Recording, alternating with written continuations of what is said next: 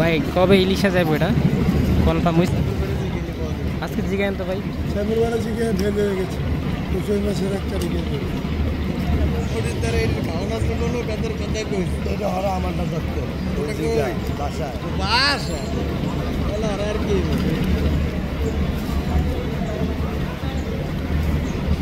না একটা একটা যদি কইতে পারতেন যে কনফার্ম, আমি জানি 28-29 তারিখে শুরু করবো।